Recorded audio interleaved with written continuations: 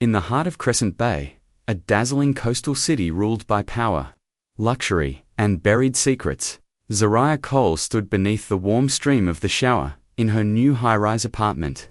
At 25, she had just returned to the city, after nearly 2 decades away. The water ran over her shoulders, but it couldn't wash away the mix of exhaustion and tension in her chest.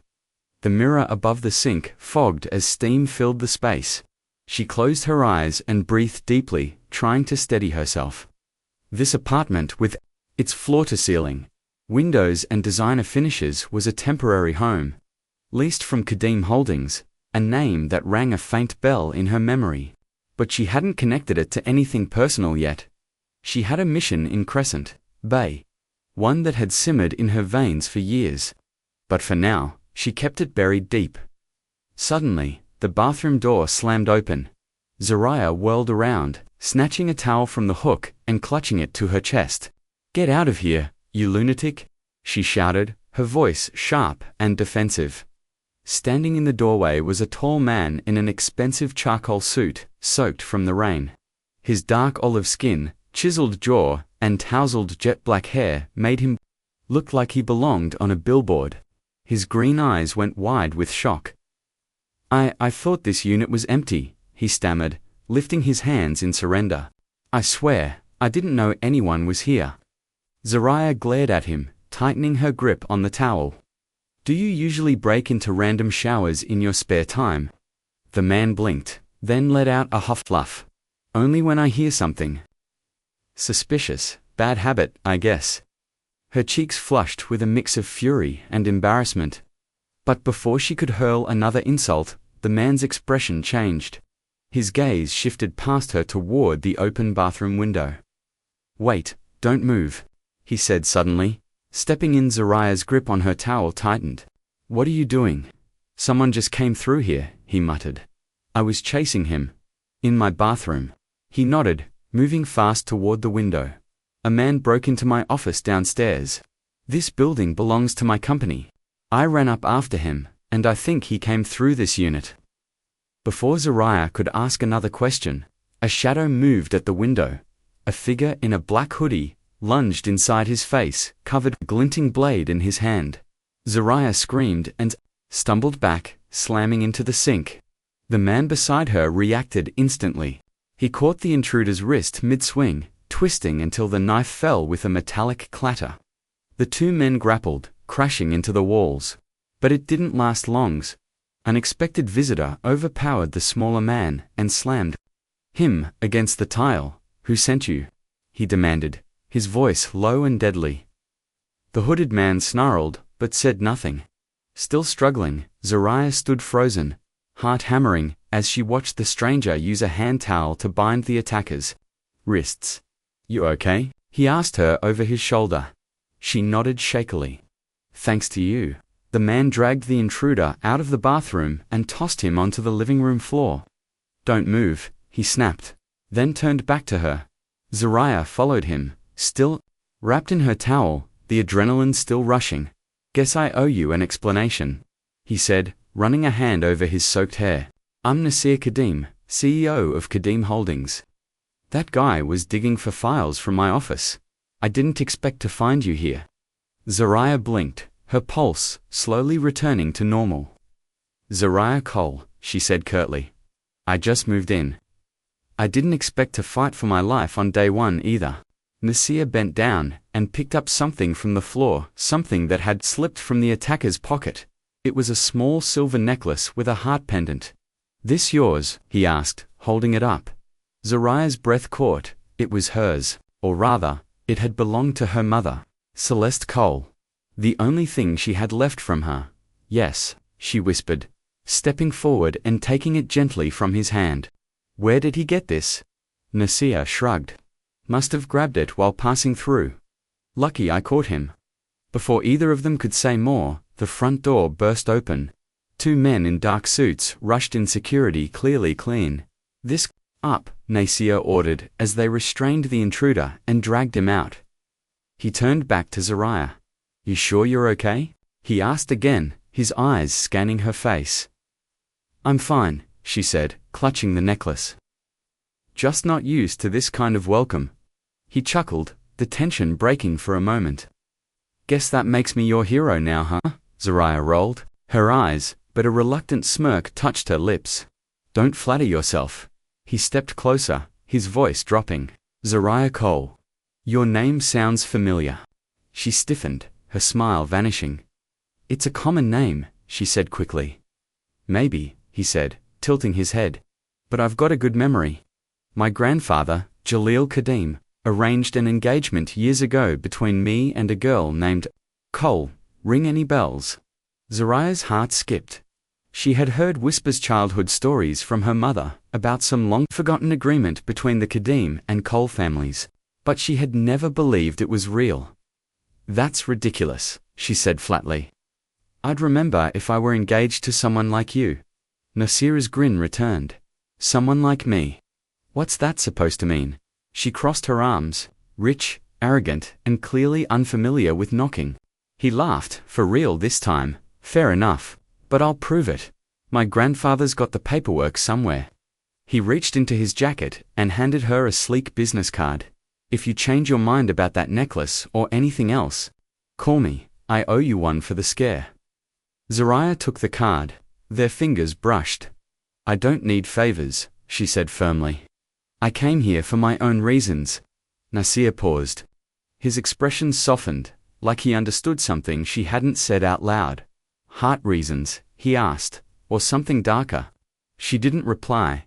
He nodded, as if he already knew. Stay safe, Zariah Cole. Something tells me we're just getting started. He stepped out, leaving her standing in the middle of the living room.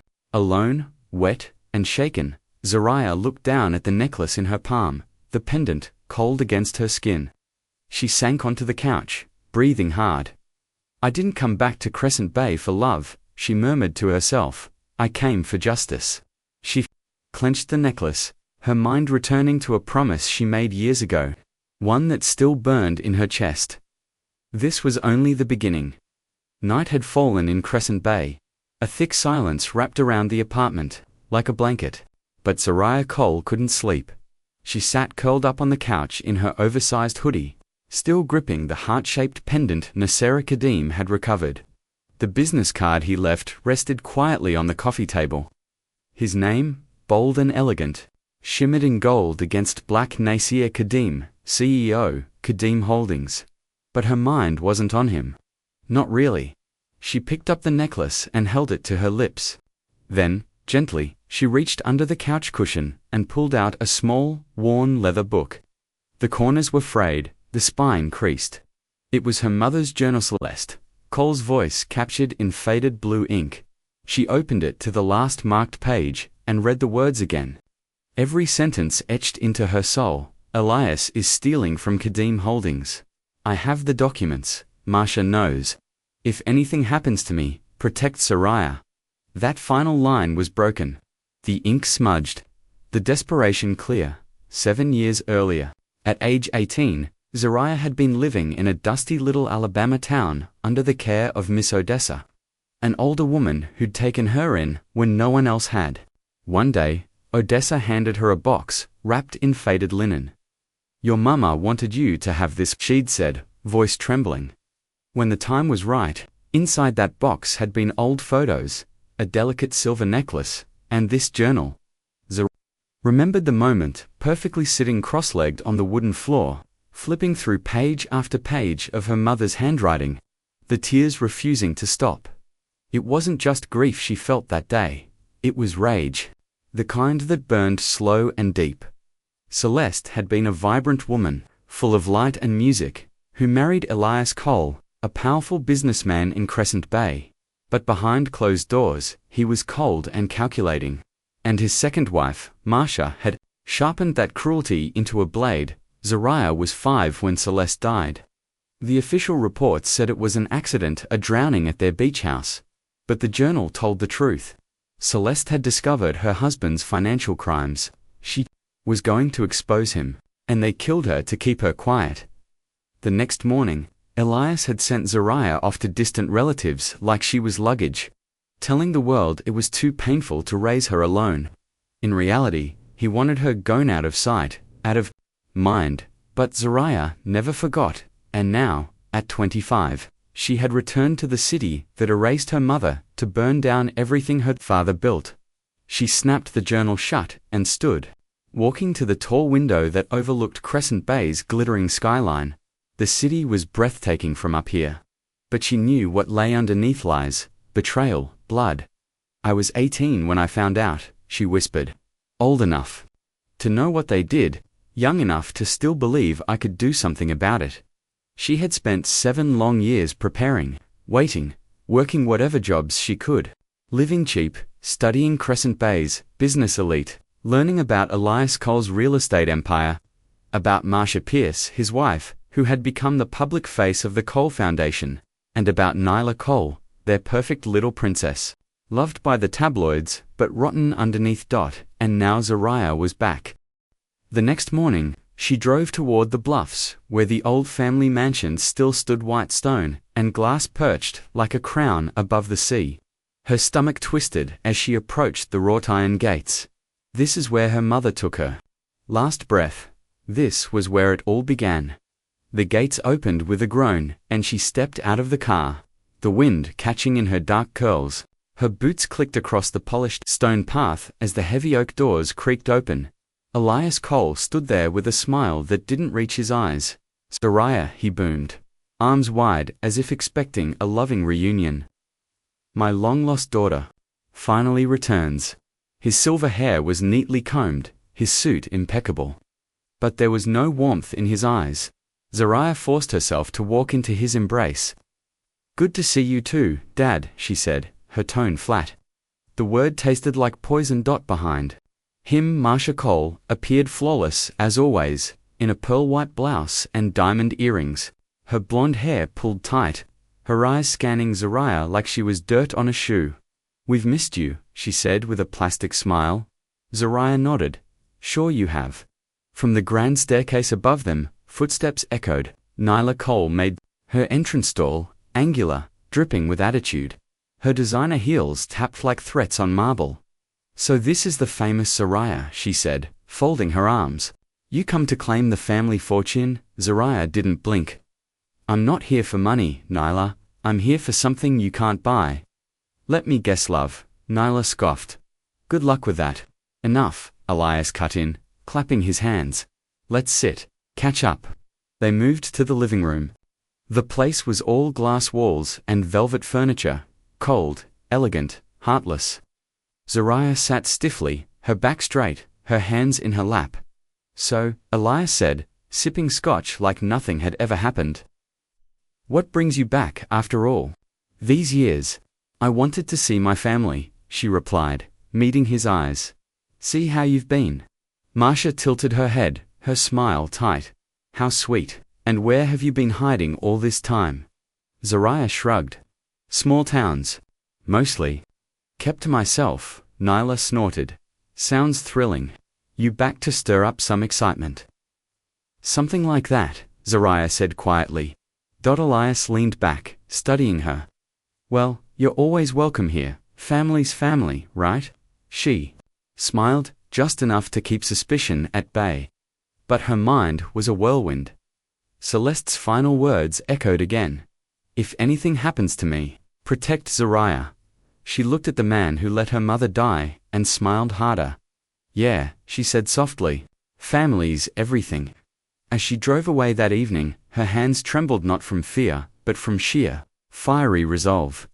They thought she was a daughter come home, but Zariah Cole wasn't here to be anyone's daughter. She was a storm, and she had just stepped into the eye of the hurricane. A week passed since Zariah Cole stepped back into the nightmare she once escaped. Since the twisted welcome at the Cole mansion, since she looked into her father's eyes and pretended not to see blood on his hands, she had kept her head down, blending in, moving carefully through Crescent Bay.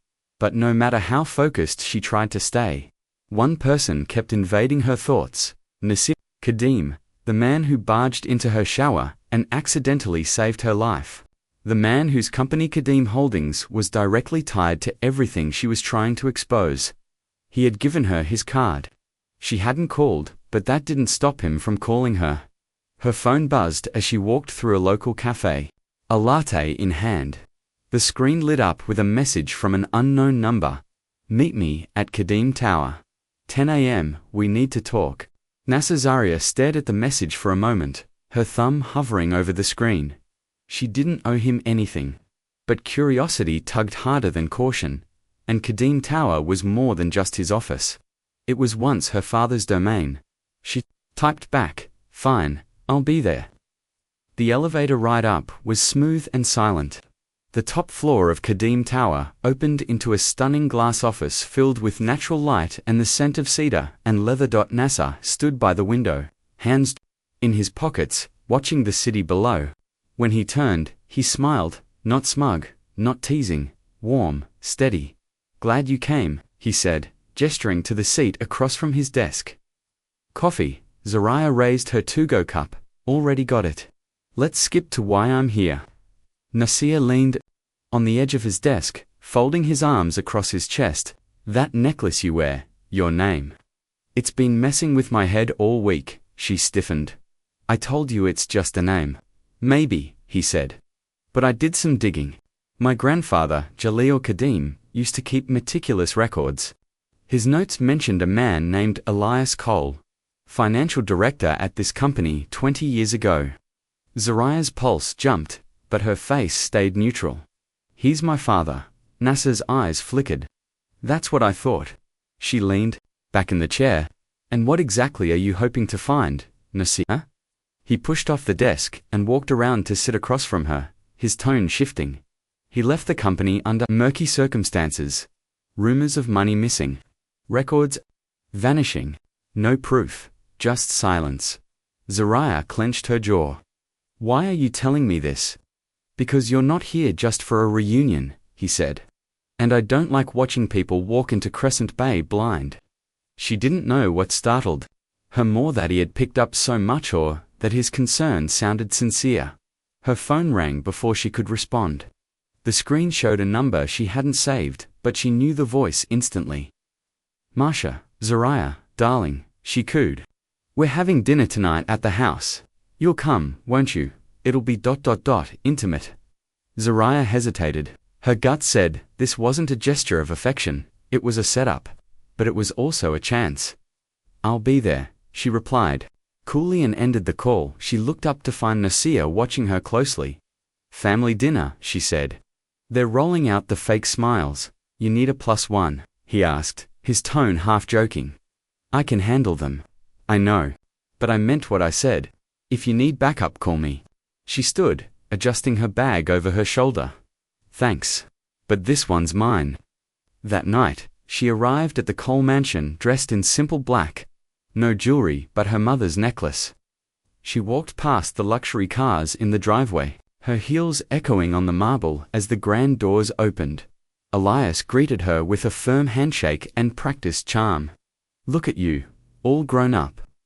Marsha air-kissed the air beside her cheek, her smile too polished.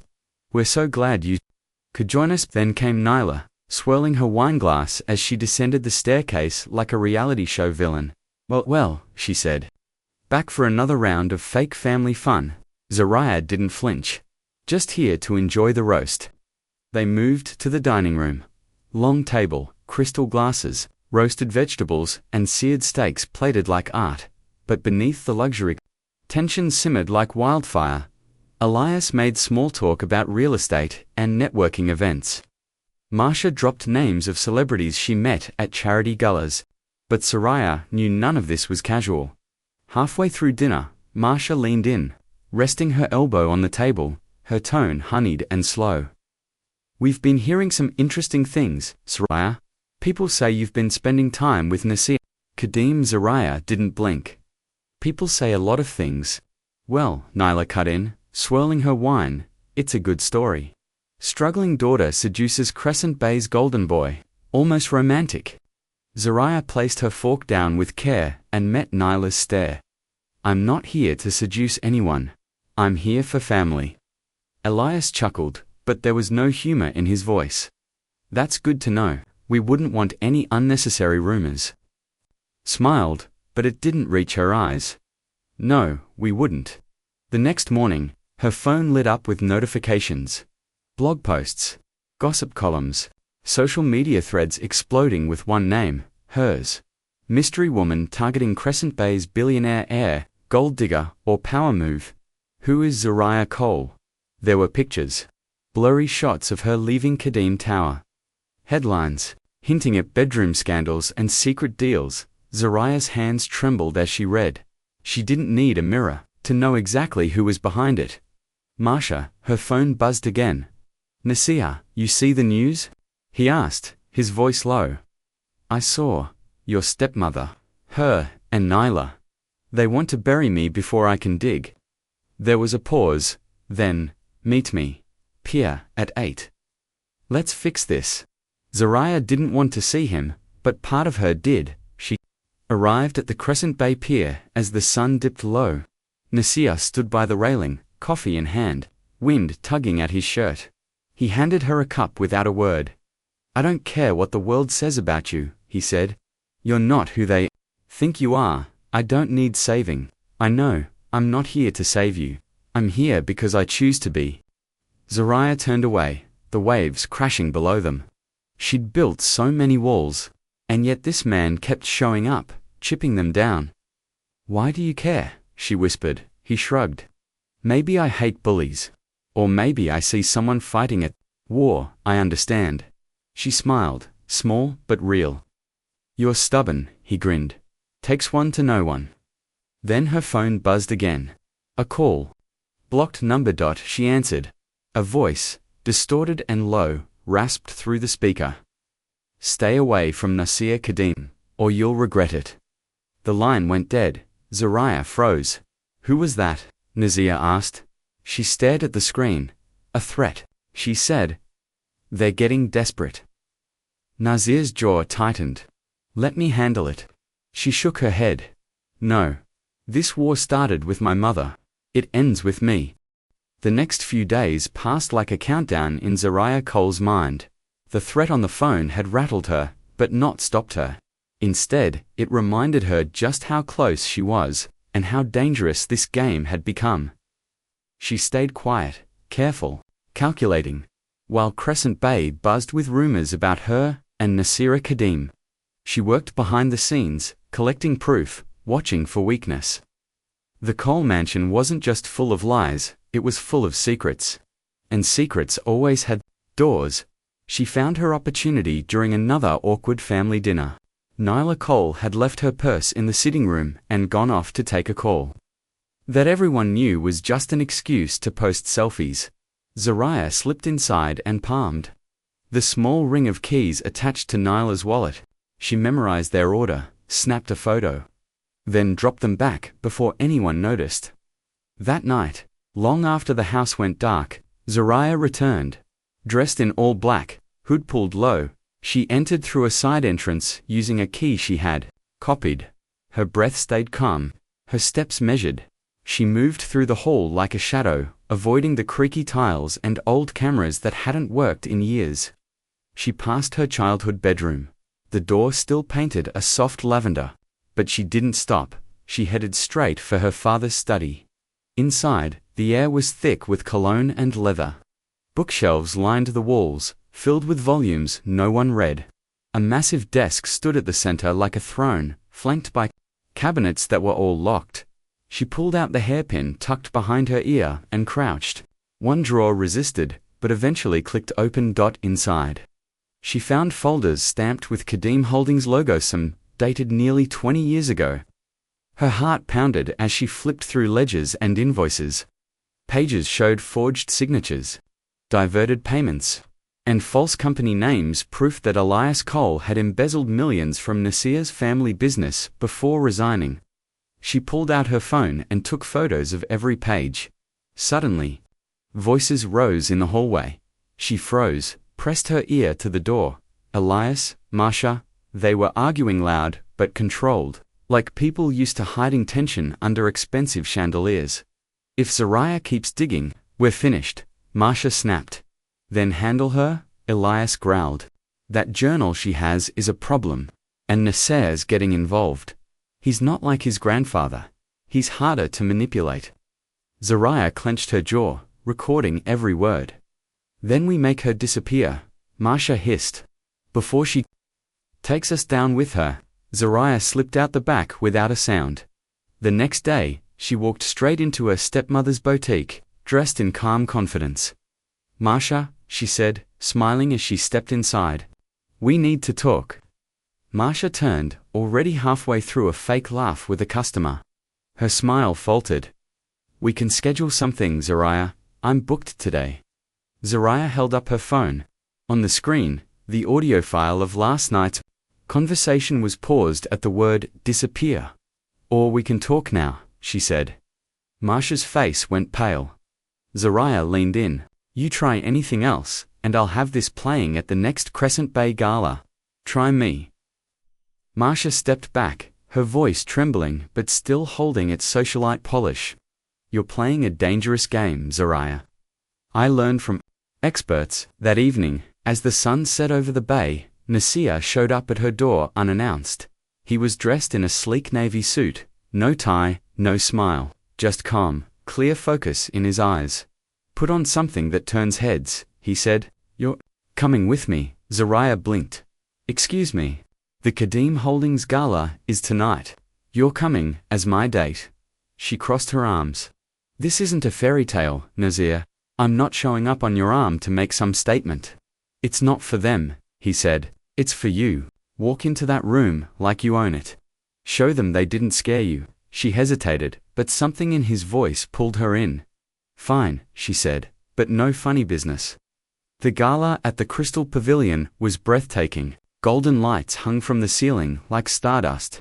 Crescent Bay's elites swirled through the ballroom in silk and velvet, their voices floating over champagne and secrets.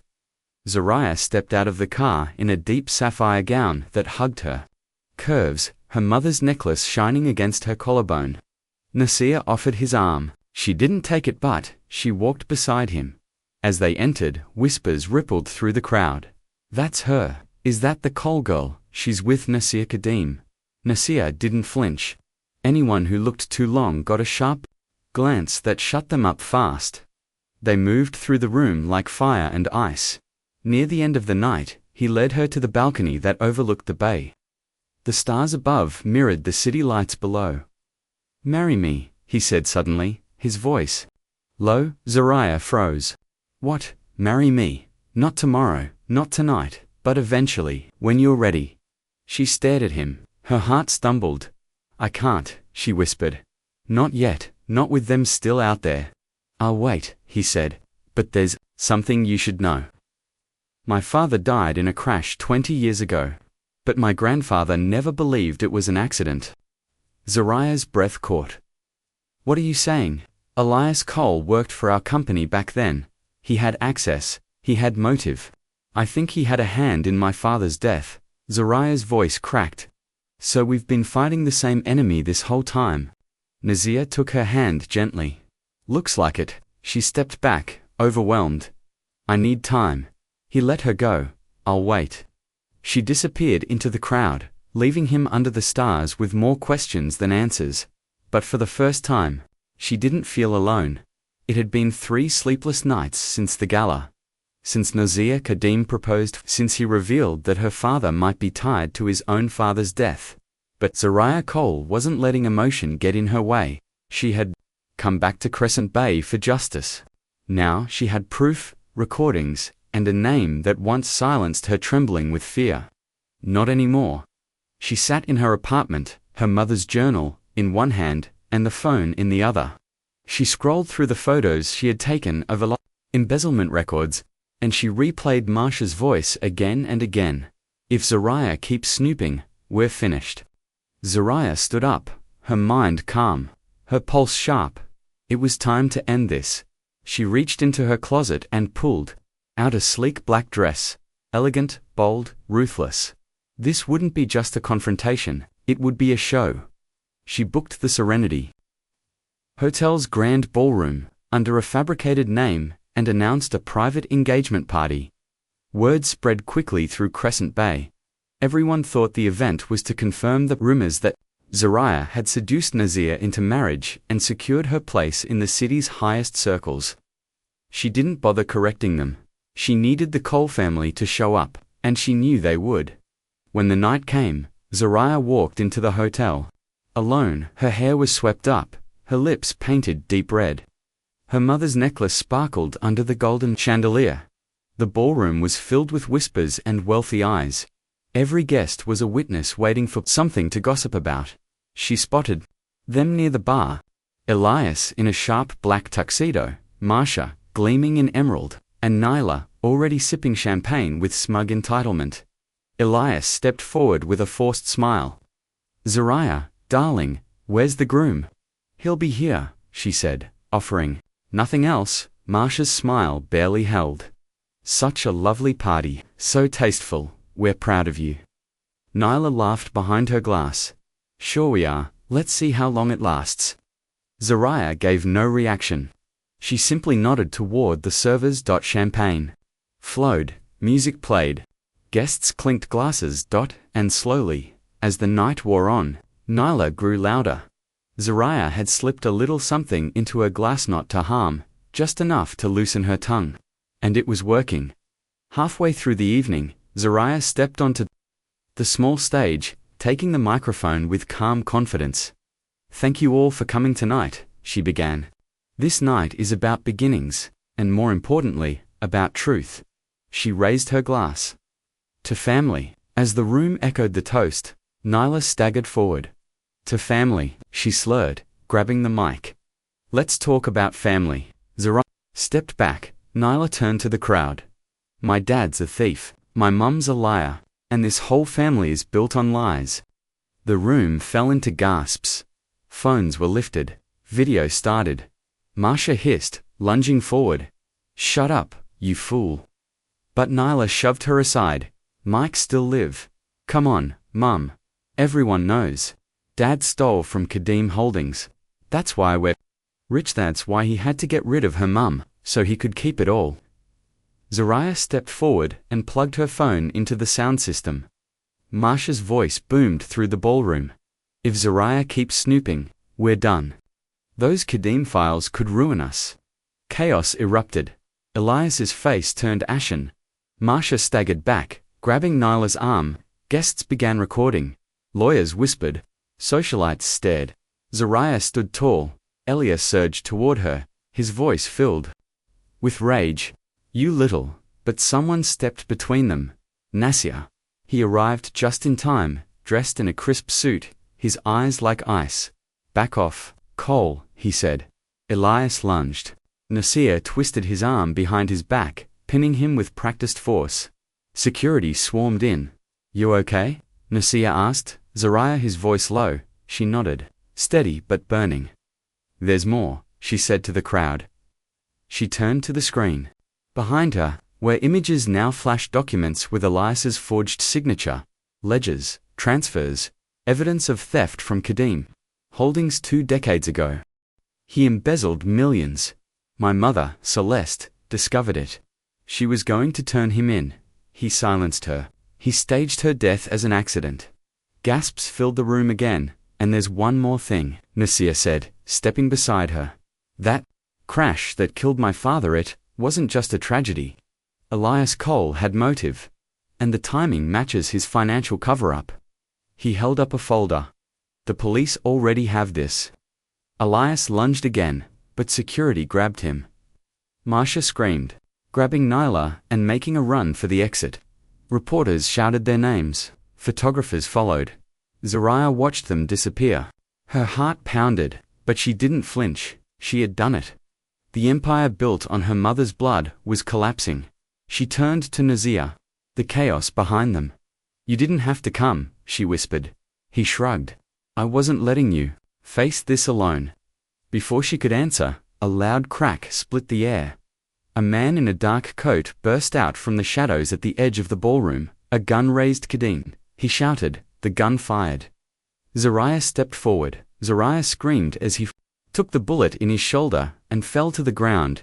Everything stopped. Security swarmed.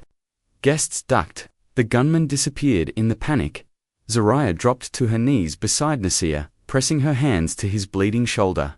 "Nasir, stay with me, please." He winced, his breath shallow. Guess I'm not bulletproof after all. Paramedics rushed in. Nasia was lifted onto a stretcher. Zariah climbed into the ambulance with him, her dress stained in red. You fought for me, she whispered. Don't you dare give up now. The sirens wailed. She held his hand all the way to the hospital. The hospital waiting room was too bright, too quiet.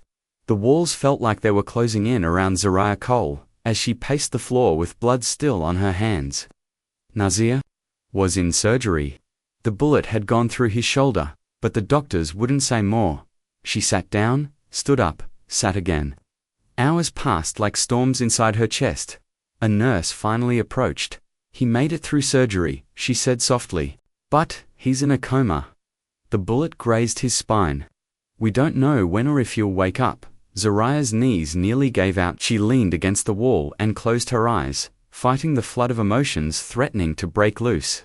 Later, they let her into his room. Nasir lay still, surrounded by machines and tubes. His face was pale. Too still. His chest rose and fell, steady but mechanical. Zariah pulled a chair beside him and took his hand. You weren't supposed to get hurt, she whispered. You were supposed to walk away untouched. You were supposed to let me fight this alone, but he hadn't. He had stood beside her, defended her, taken a bullet meant for her. She leaned her head against his arm. You're the most frustrating man I've ever met, and the only one who's ever made me feel seen. Her voice cracked. So, wake up, Nasir, I still need you. The next day, Crescent Bay erupted. News outlets plastered headlines everywhere. Elias Cole arrested for embezzlement and conspiracy. Marsha and Nyla Cole vanish after hotel scandal. Billionaire CEO hospitalized after attempted assassination. Zariah didn't care about the headlines. She stayed at Nazua's side, reading to him, holding his hand, speaking softly, even when no one answered. The third day, she played the audio recording again, Marsha's voice, confessing everything. Then she opened her mother's journal and read it from the beginning, just loud enough for Nasir to hear if he was listening. On the fifth night, she brought him the business card he'd once given her. She set it beside the flowers on his nightstand. Never called you? You came anyway. She brushed her fingers over his cheek, her voice barely a whisper. I used to think justice would be enough, that if I made them pay, I'd finally be free. She looked down at the man who had never once backed away from her storm. But I don't want to win alone anymore. Not if you're not here. The sun was rising when his fingers twitched. Zariah gasped. She leaned in, clutching his hand tighter. Nasir, his eyes fluttered open, slow, heavy, but awake. He looked at her, and even in his pain, he smiled. Couldn't leave you fighting alone, he murmured. Zariah laughed through the tears. You scared me, you stubborn idiot. Worth it, he whispered, his voice faint but real. Doctors rushed in. Nurses checked monitors and stats, but Zariah never let go of his hand. You're awake, she whispered again. That's all I needed. He turned to her with a weak grin. Did we win? She nodded, eyes shining. We burned them to the ground. Over the next week, Nasir slowly regained strength. Zariah stayed by his side, reading news updates about Ilyas's indictment and the international manhunt for Marsha. And NYLAH. One evening, as she adjusted his blanket, he caught her hand. I've been thinking, he said quietly, about what I asked you that night at the gala. Zariah stilled. She remembered everything. His words, the balcony, the proposal. Nasir, he squeezed her fingers gently. Let me finish. He looked up at her with eyes no longer dulled. By pain, I know your fight isn't over. I know your heart still has scars, but I meant it. Marry me, Zariah. Let's build something real, together. She was quiet for a long moment, then, slowly, she nodded. You're impossible, she said softly, but yes. His smile broke through the haze. She leaned down and kissed his forehead. This time, she wasn't running. 1 month later, Zariah Cole stood at the entrance of a small church tucked into the edge of Crescent Bay. The ocean sparkled just beyond. The stained glass, and a breeze carried in the scent of salt and something new. Inside. Close friends and quiet powerhouses of the city filled the pews.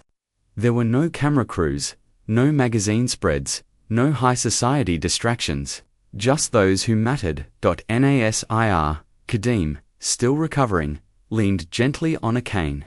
His suit was custom cut, to hide the scars beneath, but nothing could mask the warmth in his eyes as he watched Zariah walk down the aisle.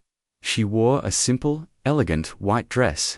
Her hair was pinned in soft curls, and around her neck hung Celeste's necklace, her mother's final gift, shining like a promise. At the front, Jalil Kadeem, Nasser's grandfather, wiped his eyes and cleared his throat. "You two were meant to find each other," he said as they stood before the altar. "Not because of what your families did, but in spite of it." The vows were quiet.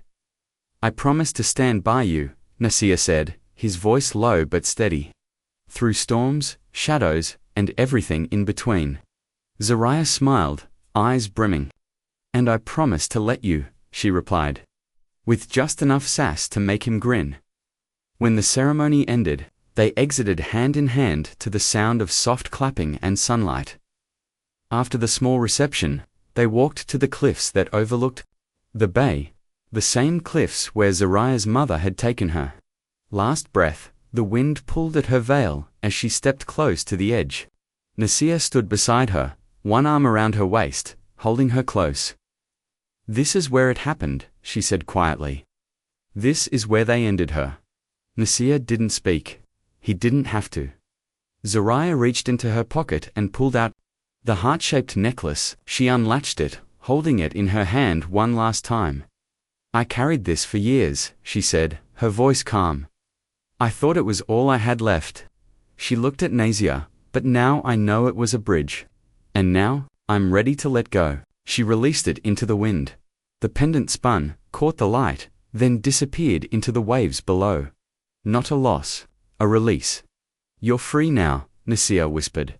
Zariah nodded, tears in her eyes. "Yeah, free to be us." They turned back. From the cliff, their shadows stretching long behind them, she whispered to the wind. "One last time. This is for you, Mama. I'm finally home." Life after war tasted different, for Zariah Cole. Peace didn't come in fireworks or fame, it came in quiet mornings. Late-night laughter, and a nameplate on a new office door that read, Zariah Cole Kadeem, Executive Partner, Kadeem Holdings, had moved into Nasir's penthouse, a sprawling glass-wrapped sanctuary overlooking Crescent Bay. The city no longer haunted her. It hummed beneath her feet like a place she could finally claim.